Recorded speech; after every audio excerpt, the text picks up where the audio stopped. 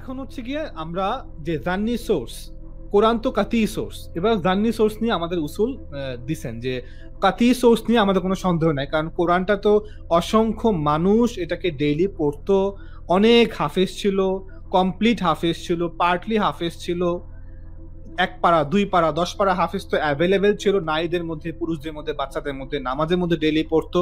So কোরআন নিয়ে আমাদের কোনো ডাউট নাই, এটা নিয়ে ডিটেলস আলোচনা করা হয়েছে এবং আমি আরো ডিটেলসে একাডেমিক ওয়েতে আমি একটা লাইভ করব যেখানে একদম পুরো ফরম্যাট আকারে দেখাবো কি কিভাবে কি কি উসুল আমাদের উলামা একরাম, আমাদের উসুল স্কলার কি কি বলছেন, কিভাবে কোরআনটা পুরো গত আর্লি 100 বছরের মধ্যে কিভাবে কোরআনটা রিটেন ডকুমেন্টের মাধ্যমে এবং ওরাল ট্রান্সমিশনের মাধ্যমে এটা গ্যাদার হয়েছে। তো এটা ডিটেলস এখন বলবো না, সংক্ষেপে হচ্ছে এইটাই। তো কোরআন নিয়ে আমাদের কোনো ডাউট নাই, কোরআন অকাট্য কাতি। আর যে সমস্ত কোরআন ছাড়া এবং সুন্নাহ মুতাওয়াতিরা ছাড়া অন্য যে তথ্যগুলো আসছে আল্লাহ রসুল সম্পর্কে, ইসলামিক ইতিহাস সম্পর্কে, সাহাবাদের ইতিহাস সম্পর্কে, আল্লাহ রসুল ইতিহাস সম্পর্কে, মাক্কি জীবনী, মাদানী জীবনী, তো ওগুলা যে জান্নি সোর্স, ওই জান্নি সোর্সগুলোকে অ্যাজ এ ইনফরমেশন এটা কি বলে ফর ভ্যালিডেশন করার জন্য আমাদের স্কলাররা কিছু উসুল দিছেন। ওনারা বলছেন যে আমরা কি করব, সর্বপ্রথমই দেখব যেগুলা মুতাওয়াতির না, যেগুলো অসংখ্য মানুষের মাধ্যমে আসে নাই, ইন্ডিভিজুয়াল ব্যক্তির মাধ্যমে চেইনের থ্রুতে আসছে, ইসনাদের মাধ্যমে আসছে। তো সেইগুলোর ক্ষেত্রে আমরা কি করব, কিভাবে আমরা নির্ধারণ করব কোনটা ঠিক কোনটা ঠিক না, কোনটা তথ্য ঠিক আছে কোনটা তথ্য ঠিক না। তো সেখানে আমি মানে এটা নিয়ে সবাই কাজ করছে, ইমাম শাতিবি কাজ করছে, আমাদের বাগদাদি কাজ করছে, ইমাম ইবনে আব্দুল বার কাজ করছে, ইমাম ইবনে হাজাম কাজ করছে, ইবনে হাজারও কাজ করছে, সবাই কাজ করছে। কিন্তু আমি ইবনু সালার ওনার যে কিতাব মুকাদ্দিমা ওখান থেকে একটা কোটেশন করব। ইবনু সালাহ উনি বলছেন প্রথমত আমরা যেটা করব সেটা হচ্ছে গিয়ে the chain of the narration should be uninterrupted, অর্থাৎ মুত্তাসিল। ইন্ডিভিজুয়াল চেইনের মাধ্যমে, বিভিন্ন ব্যক্তির মাধ্যমে যে কথাগুলো আমরা পাইছি, রিপোর্ট আমরা পাইছি, রাওয়ায়াত পাইছি, বর্ণনা পাইছি, বিবরণ পাইছি, সেখানে আমরা দেখব যে এ বি, বি সঙ্গে সি, সি এর সঙ্গে ডি, ডি এর সাথে ই, ই এর সাথে এফ, এফ এর সাথে সাহাবা, সাহাবার সাথে আল্লাহ রসুল। এই যে চেইনটা, এটা মুত্তাসিল কিনা, এটা কানেক্টেড কিনা, এবং সেই চেইনটা আনইন্টারাপ্টেড কিনা, ভাঙা কিনা। যদি ভাঙা হয় চেইনটা, তাহলে আমরা গ্রহণ করব না। যদি চেইনটা কানেক্টেড থাকে তাহলে আমরা সেই তথ্যটাকে গ্রহণ করব। এটা হচ্ছে প্রথম ক্রাইটেরিয়ান। দ্বিতীয় ক্রাইটেরিয়ান, শুধু কি এইটাই এনাফ? না, এটা এনাফ না, আরো ক্রাইটেরিয়া অ্যাড করতে হবে। দ্বিতীয় ক্রাইটেরিয়া কি, যেটা উসুলুল হাদিস ওনারা করছেন, যে the narrator's should be trust worthy, অর্থাৎ আদিল হতে হবে। এই যে এ বি, এ থেকে বি, বি থেকে সি, সি থেকে ডি, ডি থেকে ই, ই থেকে সাহাবা, সাহাবা থেকে আল্লাহ রসুল, কোথাও চেইন ছোট 5 জনের, কোথাও 6 জনের, কোথাও 4 জনের, কোথাও 7 জনের, যেই হোক এই চেইনের প্রত্যেকটা ব্যক্তি আদিল কিনা, ট্রাস্ট ওয়ার্দি কিনা, বিশ্বস্ত কিনা, তাদেরকে বিশ্বাস করা যায় কিনা, তারা কি মিথ্যাবাদী কিনা, নাকি সৎ, নাকি সত্যবাদী, কোনটা, এটা নির্ধারণ করতে হবে। ব্যক্তিগুলোকে অবশ্যই বিশ্বস্ত হতে হবে, চেইন মুত্তাসিল হতে হবে, এবং সেই চেইনের ব্যক্তিগুলোকে আদিল হতে হবে, বিশ্বস্ত হতে হবে। এই দুটা কি এনাফ? না, এই দুটো এনাফ না, আরো একটা ক্রাইটেরিয়া অ্যাড করতে হবে। সেই ক্রাইটেরিয়ান কি, they should have a sound memory, তাদের প্রত্যেকের মেমোরি একদম সাউন্ড হতে হবে, পারফেক্ট হতে হবে। মেমোরি ভুলে যায়, আধা ভুলে যায়, একটু মনে আছে, সংশয় বাকি আছে, পুরোপুরি বলতে পারতেছে না, আমার একটু মনে নাই, শেষ দিকে মনে নাই, প্রথম দিকে মনে নাই, কে বলছে মনে নাই, কিভাবে বলছে, কোথায় ছিল মনে নাই। এমন যদি হয়, যাদের মেমোরি শর্ট, যারা রাবিত হতে হবে, মেমোরি পারফেক্ট হতে হবে। এখন এই যে 3টা ক্রাইটেরিয়া, এই 3টা ক্রাইটেরিয়াকে চেক কিভাবে করবেন, আপনি কিভাবে বুঝবেন যে চেইনটা মুত্তাসিল, আপনি কিভাবে বুঝবেন যে ব্যক্তিগুলা বিশ্বস্ত, আপনি কিভাবে বুঝবেন যে এই ব্যক্তি জ্ঞানী। একটা লোক জ্ঞানী হলেও কি ভুল করতে পারে না? মনে সব কিছু হয় না যে পার্টলি ভুলে গেছে, আংশিক ভুলে গেছে, একটু ভুলে গেছে, আগে ভুলে গেছে, পরে ভুলে গেছে, মাঝখানে ভুলে গেছে, হতে পারে না? তো এটা আমাদের কিছু করার নাই, মানে এতটুকুই আমাদের পসিবল, আমাদের স্কলাররা এতটুকুই করতে পারতেন। ইমাম বুখারী ওনার জন্ম হয়েছে কি আপনার কত, ইমাম আবু হানিফার ইন্তেকালের 43 বছর পর ইমাম বুখারীর জন্ম। এর আগে ইমাম আহমদ জন্ম 20-23 বছর আগে ইমাম আহমদ জন্ম। তো যখন নাকি হাদিস স্কলার যখন হাদিস ফিল্ড ডেভেলপ শুরু হয়েছে, তখন ওনারা ব্যস্ত হয়ে গেছেন যে না, এভাবে হতে পারে না, যে যা পায় সেটাই বলতেছে আল্লাহ রাসূলের নামে, অনেক কথা ইসরায়েলের রাওয়াত থেকে ঢুকে গেছে, মানে তাওরাত, তারপরে আপনার গসপেল থেকে অনেক কথা ঢুকে গেছে, তারপরে যে আপনার জুইশ যে কাবালা, তারপর হচ্ছে মিদ্রাস থেকে অনেক কথা ঢুকে গেছে। তো আবার অনেক কথা আল্লাহ রাসূল বলেন নাই, কিন্তু ওনার বলতেছে যে আল্লাহ রাসূল বলছে, সাহাবা বলেন নাই, বলে সাহাবা বলছে। এখন আমরা কি করব, আমরা কিভাবে বাছাই করব? তখন আমাদের স্কলাররা, ইমাম আহমেদ এর আগে বিশেষ করে ইমাম আহমদের জামানা থেকে শুরু হয়েছে ডিটেলসে কাজ করা, ইমাম আহমদ ইবনে হাম্বল, তারপরে ইমাম বুখারীর জামানা, এটা একটা পুরো একটা অ্যাজ ইনস্টিটিউশন দ্বারা হয়ে গেছে এটাকে গবেষণা করার জন্য। তখন ওনারা এই তিনটা ক্রাইটেরিয়া করছেন।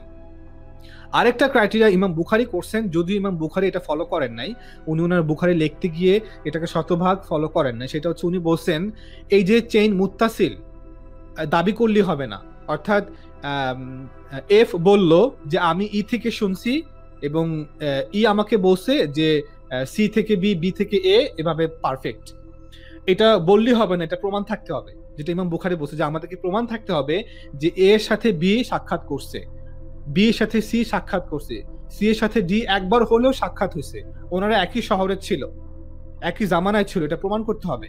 যদিও এই ক্রাইটেরিয়ানটা ইমাম বুখারী অ্যাপ্লাই করছেন, যেটা ইমাম মুসলিম অ্যাপ্লাই করেন নাই, বা অন্যান্য যারা ইমাম দাউদ, ইমাম আহমদ ইবনে হাম্বল, ইমাম তিরমিজি, ইমাম নাসাই ওনারা করেন নাই, কিন্তু ইমাম বুখারী এটা করছেন, অ্যাজ এ উসুল নিছেন। বাট উনিও আলটিমেটলি বুখারী শরীফ লেখার সময় উনি পুরো এই যে ক্রাইটেরিয়ানটা উনি শতভাগ অ্যাপ্লাই করেন নাই, যে অতিরিক্ত একটা ক্রাইটেরিয়া যে প্রমাণ করতে হবে যে প্রত্যেকটা রাবি আরেকটা রাবির সঙ্গে সাক্ষাৎ করছে, লিটারেলি সাক্ষাৎ করছে, এবং ওনারা একই জামানায় ছিল, অ্যাটলিস্ট একই জামানায় ছিল, একই শহরে ছিল, এমন প্রমাণ করতে হবে। তো এই ছিল তিনটা ক্রাইটেরিয়ান। এই তিনটা ক্রাইটেরিয়ান ছিল চেইনের জন্য। এবং আরো দুইটা ক্রাইটেরিয়ান যেটা আমাদের হাদিসের উসুল স্কলাররা করছেন, সেটা হচ্ছে গিয়ে 4 নম্বর ক্রাইটেরিয়ান, সেটা হচ্ছে there should not be any hidden effect, যেটাকে আমরা ইল্লা বলি, ইন দি ন্যারেটিভস।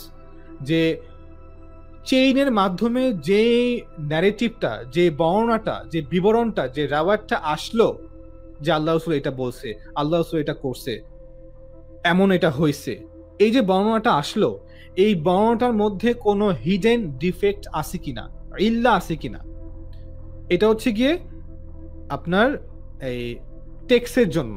অর্থাৎ হাদিসের দুইটা অংশ, হাদিসের একটা অংশ হচ্ছে গিয়ে টেক্সট অফ দ্য হাদিস, আর এটা হচ্ছে গিয়ে চেইন অফ দ্য হাদিস, যেটাকে আমরা ইসনাদ বলি আর মাতান বলি। হাদিসের দুইটা অংশ, একটা হচ্ছে ইসনাদ, একটা হচ্ছে মাতান। ইসনাদ হচ্ছে চেইনটা, যে চেইনের মাধ্যমে আসলো, যে চেইনটা কানেক্টেড কিনা, চেইনের ব্যক্তিগুলা বিশ্বস্ত কিনা, চেইনের ব্যক্তিদের মেমোরি ভালো কিনা, এটা হচ্ছে চেইনের জন্য। আর মাতানের জন্য ওনারা দুইটা ক্রাইটেরিয়ান দিয়েছেন। এটা হচ্ছে প্রথমটা হচ্ছে ইল্লা, হাদিসের মধ্যে, বর্ণনার মধ্যে কোনো ইল্লা আছে কিনা, হিডেন ডিফেক্ট, গোপন ত্রুটি, লুকায়িত ত্রুটি আছে কিনা। একটা এক্সাম্পল দেই, এটা এক্সাম্পল না দিলে বুঝে আসবে না। সেটা হচ্ছে গিয়ে যেমন ধরেন বিভিন্ন তারিখের কিতাবে, সিরার কিতাবে, কয়েকটা কিতাবে এবং তিরমিজি শরীফে একটা হাদিস আছে, সেটা হচ্ছে গিয়ে যে আল্লাহ রাসূল যখন 10-11 বছর বয়স, যখনও উনি এইজ অফ পিউবার্টিতে পৌঁছান নাই, তখন উনি ছোটবেলায়, যখন ওনার বয়স 9, 10, 11 এরকম, 9, 10, 11, 12, তখন উনি ওনার চাচার সাথে, আবু তালেবের সাথে উনি সিরিয়া যে বজরা ওখানে গেছেন, এবং সেখানে যাওয়ার পথে এক পাদ্রীর সঙ্গে দেখা হয় বুহাইরার সাথে, এবং বুহাইরা তাকে বলে যে সে বড় হয়ে নবী হবে। একটা ঘটনা সবাই জানেন। এই ঘটনার মধ্যে বলা আছে যে আবু বকর এবং হযরত বিলাল ওনার সঙ্গে গেছেন ওই শহরে। তো এই হাদিসটাকে ইমাম আয-যাহাবী উনি এটা সমালোচনা করছেন। উনি বলছেন যে না, এটা হতে পারে না, এই ঘটনা সত্য না। কেন সত্য না? কারণ এই ঘটনার মধ্যে যে বর্ণনাকারী বর্ণনা করতেছে, এখানে বেলাল কোত্থেকে আসবে? বেলাল তখন জন্মই হয় নাই। প্রফেটের বয়স যখন 11-12 বছর, তখন তো বেলাল জন্মই হয় নাই। আর আবু বকর কেন সেই কাফেলায় থাকবে? কারণ আবু বকর তো বানু হাশিমের সরাসরি রিলেটিভস না, তাহলে কেন থাকবে? আরো অন্যান্য কয়েকটা কারণে, সবগুলো কারণ বলবো না, এটা আমি একটা ভিডিও আসতেছে সিরার দ্বিতীয় পার্টে, সেখানে আমি আলোচনা করবো। তো আরো কয়েকটা কারণ উনি বলছেন যে এটা হচ্ছে কি ইল্লা, হাদিসের মধ্যে, এই বর্ণনার মধ্যে একটা হিডেন ডিফেক্ট, একটা লুকায়িত ত্রুটি আছে। তো এগুলো হচ্ছে হাদিসের মধ্যে থাকা লুকায়িত ত্রুটি। মোটা এক্সাম্পল দিলাম, ক্রিটিক্যাল এক্সাম্পল দিব না, তাহলে আরো মানে ওটা নিয়ে আলোচনা করতে হবে এই কারণে। তো এটা হচ্ছে প্রথম ক্রাইটেরিয়ান মাতানের জন্য। এটা কি এনাফ? বলছে না, এটাও এনাফ না। আরেকটা ক্রাইটেরিয়ান অ্যাড করছে আমাদের উসুলি স্কলাররা, হাদিসে উসুলি স্কলাররা। ওনারা বলছেন the narrative should also be free from deviancy, শুজুজ যেটাকে বলে, যে হাদিসের মধ্যে কোনো শুজুজ থাকা যাবে না। শুজুজ কি? such that a trustworthy narrator opposes the report of the more trustworthy narrator, যে বেশি বিশ্বস্ত রাওয়ায়াতকারীর বর্ণনার বিপক্ষে যাচ্ছে কম বিশ্বস্ত বর্ণনাকারীর বর্ণনা। অর্থাৎ যদি এমন হয় যে বেশি বিশ্বস্ত রাবীর থেকে কম বিশ্বস্ত রাবীর রাওয়ায়াতটা একমত হচ্ছে না, বিপক্ষে যাচ্ছে, তাহলে আমরা সে কম বিশ্বস্ত রাবীর রাওয়ায়াতটাকে বাদ দিব। এটাকে বলা হয় শুজুজ। এই দুটো হচ্ছে গিয়ে মাতানটাকে যাচাই বাছাই করার জন্য। সো ইসনাদটাকে যাচাই বাছাই করার জন্য তিনটা ক্রাইটেরিয়া: মুত্তাসিল হতে হবে, আদিল হতে হবে, জাবিত হতে হবে। এবং ইমাম বুখারী একটা ক্রাইটেরিয়া অ্যাড করছেন, সেটা মুত্তাসিল প্রমাণিত হতে হবে, যেটা ইমাম বুখারী যদিও শতভাগ উনি এটাকে অ্যাপ্লাই করেন নাই বুখারী শরীফ লেখার সময়, বুখারী হাদিস কালেক্ট করার সময়। আর মাতানের জন্য দুইটা ক্রাইটেরিয়া: কোনো ইল্লা থাকা যাবে না এবং কোনো শুজুজ থাকা যাবে না। এই গেল পাঁচটা ক্রাইটেরিয়া। পরবর্তীতে আমি আরো কয়টা ক্রাইটেরিয়ান অ্যাপ্লাই করি। এই পাঁচটা ক্রাইটেরিয়ান ছাড়াও আমি আরো কয়টা ক্রাইটেরিয়ান অ্যাপ্লাই করি, যেটা নাকি খতিব আল বাগদাদি ওনার কিতাব আল ফাকি ওয়াল মুতাফাক্কির মধ্যে এবং ওনার কিতাব আল ইতকানের মধ্যে, দুইটা কিতাবের মধ্যে উনি ডিটেইলস এটা নিয়ে আলোচনা করছে। ওনার উসুলি কিতাব, যেটা উসুলুল কিতাব উসুলুল ফিকের মধ্যে, সেখানে উনি বলছেন, যেটা আপনার ইমাম শাতিবিও বলছে, ইবনে আব্দুল বারও বলছে, মানে ওনার বিখ্যাত, এই জন্য ওনার নামগুলো নিলাম। তো আমি এখানে শুধুমাত্র খতিব আল বাগদাদি ওনার যে আরো অতিরিক্ত পাঁচটা ক্রাইটেরিয়া, মানে জান্নি সোর্সের জন্য পাঁচটা তো আমরা দেখলাম, পাঁচটা ক্রাইটেরিয়ান, ইসলামের জন্য তিনটা, মাতানের জন্য দুইটা, কিন্তু উনি মাতানের জন্য আরো পাঁচটা ক্রাইটেরিয়ান অ্যাড করছে খতিব আল বাগদাদি। মোট 7টা ক্রাইটেরিয়া উনি অ্যাড করছে মাতানের জন্য। সেটা কি? when a trustworthy and reliable narrator report a narrative whose chain is also continuous, যদি এমন হয় যে কোনো বিশ্বস্ত এবং রিলায়েবল ন্যারেটর কোনো রিপোর্ট, কোনো বর্ণনা করেন যেটা চেইন মুত্তাসিল, যেটা চেইন কন্টিনিউয়াস, যেটা আমরা দেখলাম যে মুত্তাসিল কি, যদি এমন হয় যে রাবিগুলাও জাবিত, আদিল এবং চেইনটা মুত্তাসিল, তারপরেও উনি বলছেন ইট উইল বি রিজেক্টেড, এটাকে রিজেক্ট করা যাবে, সে বর্ণনাকে, সে জার্নি সোর্সকে, সে জার্নি আখবারে আহাদকে রিজেক্ট করা যাবে। কখন? সবসময় না, কখন? On the basis of the following points, এই কয়েকটা বেসিক পয়েন্টের কারণে। সেই বেসিক পয়েন্টের প্রথম ক্রাইটেরিয়া কি? প্রথমত, firstly, if it is against what sense and reason entail, যদি সেই রাওয়ায়াতটা, সেই আখবারে আহাদটা, সিঙ্গেল ন্যারেশনটা যদি বিপক্ষে যায়, সেন্স এবং রিজনের এগেইনস্টে চলে যায়, this will show that it is baseless, এটা দেখাবে যেটা বেসলেস। কেননা because the sharia is in accordance with what sense and reason entail and not against sharia, not against them. কারণ আল্লাহ আমাদের যে শরিয়া দিছেন, যে বিধান দিছেন, সেই বিধান কখনোই, আল্লাহ রসুলের কোনো কথা কখনোই, আল্লাহ রসুলের কোনো উপদেশ, কোনো আদেশ কখনোই, ইলহামকৃত আদেশ কখনোই সেন্স এবং রিজনের এগেইনস্টে হতে পারে না। এই কারণে উনি এই ক্রাইটেরিয়ানকে অ্যাড করছেন। 2 নম্বর ক্রাইটেরিয়া উনি বলছেন, secondly, if it is against the injunction of the book of god or against সুন্নাহ আল মুতাওয়াতিরা, যদি কোনো আখবারে আহাদ আল্লাহ তাআলার কিতাবের এগেইনস্টে হয় অথবা এগেইনস্টে হয় সুন্নতের, আল্লাহ রসুলের জারি করা সুন্নাহ, আল্লাহ রসুলের দেখিয়ে দেয়া আমল, আল্লাহ রসুলের যে সমস্ত কথা মুতাওয়াতির হয়ে আমাদের কাছে আসছে, অসংখ্য সাহাবা থেকে আসছে, পুরা উম্মা, যেমন আমি এক্সাম্পল দিই, সুন্নাহ মুতাওয়াতিরের এক্সাম্পল কি? যেমন 5 ওয়াক্ত নামাজ, নামাজের ওয়াক্ত, নামাজের রাকাত, নামাজ কিভাবে পড়তে হবে, নামাজের ফরজ, যেগুলা ভিতরের ফরজ, বাহিরের ফরজ, রোজা, ইফতারি, সেহেরি, এতেকাফ, হাজের বেসিক আমল, জানাজা, দাফন কাফন, ডান হাতে খাওয়া, খাতনা করানো, এই ব্যাপারগুলা, যে পরিষ্কার পয় পরিষ্কার থাকা, এই ব্যাপারগুলা হচ্ছে গিয়ে সুন্নাহ আল মুতাওয়াতির। এগুলা পুরো উম্মাহ একসঙ্গে আমল করছে, লক্ষ লক্ষ মানুষ একসাথে আমল করছে, মদিনার হাজার হাজার মানুষ একসাথে আমল করছে। তো আল্লাহ তাআলার কিতাব এবং আল্লাহ রসুলের জারি করা সুন্নাহ মুতাওয়াতিরা, এই সুন্নাহ মুতাওয়াতিরের এগেইনস্টে যেটা তাওয়াতুর, সুন্নাহ মুতাওয়াতিরের এগেইনস্টে গেলে এবং আল্লাহর কিতাবের এগেইনস্টে গেলে আমরা সেই সিঙ্গেল নারেশনকে বাদ দিব।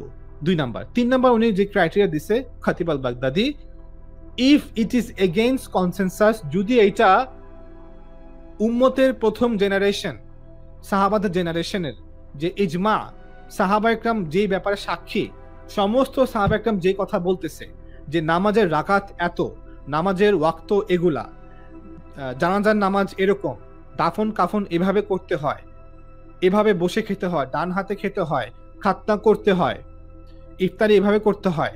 তো এই যে ব্যাপারগুলা যেগুলা ঈদুল ফিতর, ঈদুল আজহা, কুরবানি, আরাফার ময়দান, সাই, সাফা মারওয়া সাই, তাওয়াফ 7 বার এভাবে করতে হয়, যেটা আমরা শিখছি সাহাবাদের আমল থেকে, সাহাবা একরাম উম্মতের প্রথম জেনারেশন সাক্ষী, যদি এমন কোনো ব্যাপারে যেগুলা ব্যাপারে সাহাবা একরামের উম্মা সাক্ষী, যেটা কোনো এক ব্যক্তি না, 2 ব্যক্তি না, 3 জন ব্যক্তি না, 10 জন ব্যক্তি না, পুরা সাহাবা একরামের জেনারেশন কম্পেনিয়নরা সাক্ষী, this would show that it has no basis or that it is abrogated because it is not possible that it be correct and not be abrogated. Still there comes into being a consensus of the ummah against it.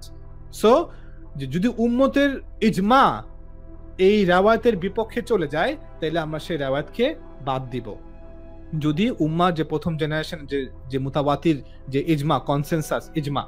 4 number, something which had to be known by everyone is just narrated through one narrator, যে এমন কোন তথ্য আল্লাহ রসুল থেকে আসার কথা যেটা সবার জানার কথা, অর্থাৎ আল্লাহ রসুল এমন কোনো কথা বলছে, এমন কোনো কাজ করছে, এমন একটা ঘটনা আল্লাহ রসুল জীবনে হয়েছে, সবার সামনে হয়েছে, যেটা সবার থেকে আসার কথা, সবার জানার কথা, কিন্তু সেটা মাত্র একজন রাবি বলতেছে, ব্যাপারটা ডাউটফুল।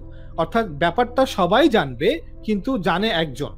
যদি এমন হয়, দিস উড মিন, তাহলে এটা অর্থ হচ্ছে গিয়ে that it has no basis, এটা কোনো বেসিস নাই, বিকজ কারণ হচ্ছে it is not possible that something have a basis and among all the people only one person reports it, যে ব্যাপারটা সবাই জানবে কিন্তু মাত্র একজন ব্যক্তি এটা বর্ণনা করতেছে, তো এমন হলেও সেটা doubtful. 5 number criteria, something is reported by one person which naturally should be narrated through tawatur, কোনো একটা বর্ণনা যেটা স্বাভাবিকভাবে তাওয়াতুরের মাধ্যমে আসার কথা, অসংখ্য মানুষের মাধ্যমে আসার কথা, কিন্তু সেটা মাত্র একজন ব্যক্তির মাধ্যমে আসছে। such a thing also not be accepted because it is not possible that such an incident be reported by only one person. So এটার একটা প্রবলেমেটিক, মানে যেটা বললো যে এই আগের চেইনের জন্য 3টা ক্রাইটেরিয়া, এর জন্য মাতানের জন্য 2টা ক্রাইটেরিয়া, এবং সেই 2টা ক্রাইটেরিয়াকে 5টা ক্রাইটেরিয়া করে ভাঙছে খতিব আল বাগদাদি। আচ্ছা, এবার লাস্ট, সেটা হচ্ছে কি লাস্ট স্লাইড, হ্যাঁ এবার স্লাইড নাই, লাস্ট একটা ক্রাইটেরিয়া যেটা মেথোডোলজি, রিসার্চ মেথোডোলজি, যেটা ইবনে খালদুন বলছে ওনার কিতাব মুকাদ্দিমাতে, as far as reports regarding incidents and happening are concerned, it is essential for their veracity that these reports should be in accordance with fact, যে যদি কোনো বর্ণনা আমাদের কাছে পৌঁছায় রিগার্ডিং কিসের ব্যাপারে, কোনো ইনসিডেন্টের ব্যাপারে, কোনো ঘটনার ব্যাপারে, যে অতীতে কোনো ঘটনা ঘটে গেছে, সাহাবাদের সময়, আল্লাহ রাসূলের সময়, তাবিদের সময় কোনো ঘটনা ঘটছে, বা তাবিদের সময়, উমাইয়াদের সময় কোনো ঘটনা ঘটছে ইতিহাসের ব্যাপারে, এবং কিছু হ্যাপেনিং, কিছু হয়েছে, যদি কোনো হওয়ার ব্যাপারে, কোনো ঘটনা ঘটার ব্যাপারে, কোনো ঘটনার ব্যাপারে কোনো বর্ণনা আমাদের কাছে পৌঁছায়, ইট ইজ এসেনশিয়াল, তখন আমাদের জন্য এটা অবশ্যই গুরুত্বপূর্ণ হয়ে যাবে for the veracity that this report should be in accordance with fact, যে এই বর্ণনাগুলা, এই রিপোর্টগুলা অতীতের বাস্তবতার সাথে মিলে কিনা, নাকি মিলতেছে না, ম্যাচ করতে হবে।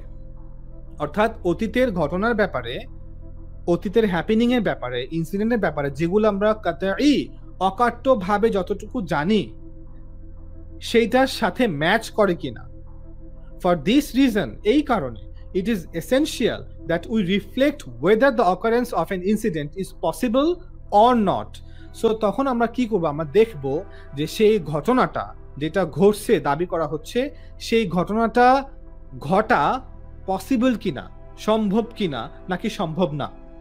অতীতে যে ঘটনাটা ঘটছে বলে বলা হচ্ছে, দাবি করা হচ্ছে, এইটা ঘটা সম্ভব কিনা। and this aspect is more important and should precede ta'dil. উনি বলতেছেন যে এই যে ক্রাইটেরিয়ানটা, যে বাস্তবতার সঙ্গে ম্যাচ করিয়ে দেখা যে এটা ঘটা পসিবল কিনা, সম্ভব কিনা, এইটা অনেক বেশি গুরুত্বপূর্ণ and should precede ta'dil, এবং তাদিল থেকেও ইম্পর্টেন্ট। সবার আগে এইটাকেই দেখতে হবে। তাদিল কি? তাদিল হচ্ছে জাজমেন্ট অন ন্যারেটরস, যে আমরা দেখলাম যে ব্যক্তি, যে চেইনটা কানেক্টেড কিনা, চেইনের ব্যক্তিগুলো আদিল কিনা, চেইন ওনার জাবিদ কিনা, মেমোরি ভালো কিনা, এগুলোর থেকেও বেশি ইম্পর্টেন্ট উনি বলতেছেন যে মাতানকে দেখা, টেক্সটকে দেখা। আর টেক্সটের কোন ক্রাইটেরিয়া, সেটা হচ্ছে গিয়ে বাস্তবতাকে রিফ্লেক্ট করে কিনা, এইটা হওয়া সম্ভব কিনা, আসলে আল্লাহ রসুলের জামানা এটা হতে পারে কিনা, সাহাবাদের জামানা এটা হতে পারে কিনা, এই সুযোগ আছে কিনা, এটাকে দেখা। Because in cases of a statement of insha, the benefit of a statement is derived merely from ta'dil. হ্যাঁ, যদি এমন হয় আল্লাহ রসুলের কোনো উপদেশ, কোনো আদেশ যেটা অতটা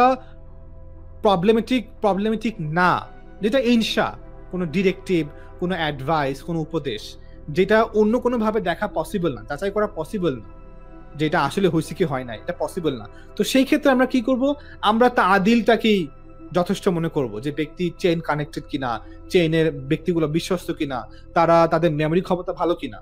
কিন্তু যদি এমন হয়, কিন্তু in case of a report, কিন্তু যদি কোনো রিপোর্ট সম্পর্কে the benefit can only be derived from both ta'dil and from the fact that this reporting is in conformity with extraneous fact.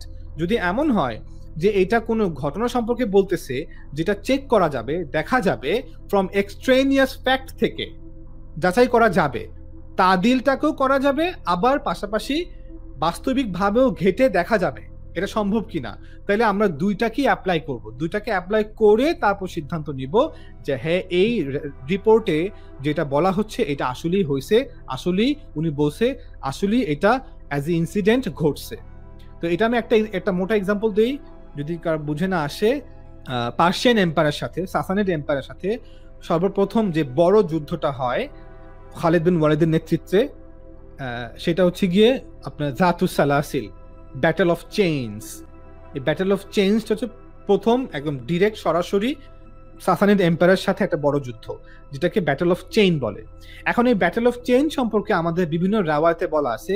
এখানে এটাকে ব্যাটল অফ চেইন কেন বলা হয়েছে, যে শিকলের যুদ্ধ কেন বলা হয়েছে, ওনারা বলছেন যে হয়তো ওনারা বলছে যে আসলে যেটা হয়েছে যে সাসানিড এম্পায়ারের যে সৈন্যবাহিনী, তাদের প্রথম সারির কয়েক সারির সৈন্যবাহিনীকে লম্বালম্বি ভাবে দাঁড়া করানো হয়েছে, অ্যাসেম্বল করা হয়েছে, এবং তাদের পায়ে, প্রত্যেকের পায়ের সাথে আরেকজনের পায়ে শিকল বাঁধা হয়েছে, যাতে করে লাইন অফ অর্ডারটা বজায় থাকে, যাতে করে লাইন ব্রেক না হয়, আর্মি ভেদ করে ভিতরে ঢুকতে না পারে। যদি চেইন করে দেওয়া হয় তাহলে এরা চাইলেও পিছে হটতে পারবে না, এবং চেইন অফ কমান্ড ভাঙবে না, অর্ডারটা ভাঙবে না। তো এই কারণে এটাকে ব্যাটল অফ চেইন বলা হয়, কারণ তাদের পায়ের মধ্যে চেইন ছিল।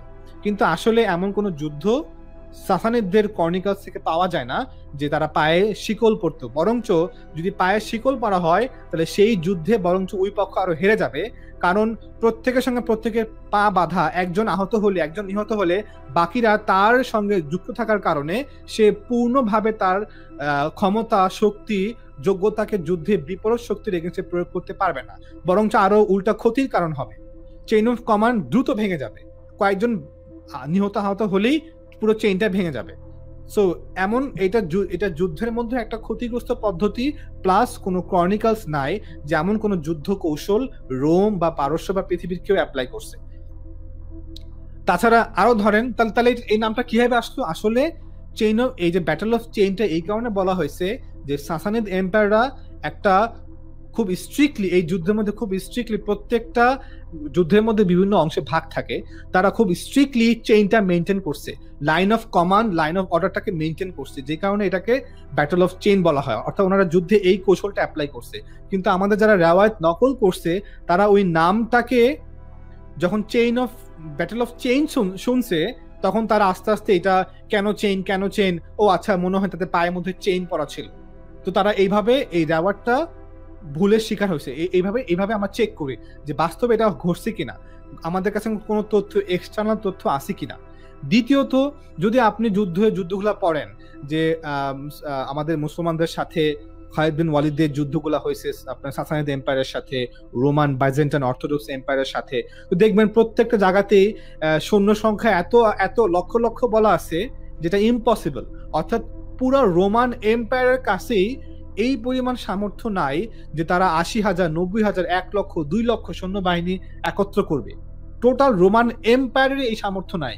কিন্তু বলা হচ্ছে যখন নাকি ওই যুদ্ধে বলা হচ্ছে যে ওখানে প্রায় লক্ষের উপর সৈন্যবাহিনী ছিল, অথচ লক্ষের উপর সৈন্যবাহিনী ওই সময়ে জোগাড় করা রোম এম্পায়ারের জন্য এটা অনেক বেশি প্রবলেমেটিক। কারণ রোম আর পারস্য কন্টিনিউয়াস যুদ্ধ করতেছে, এবং ইসলামের অর্থাৎ মুসলমানরা রোম পারস্যে আক্রমণের 10 বছর আগ পর্যন্ত কন্টিনিউয়াস বড় বড় কয়েকটা যুদ্ধ হয়ে গেছে রোম পারস্যের মধ্যে, অনেক সৈন্য মারা গেছে।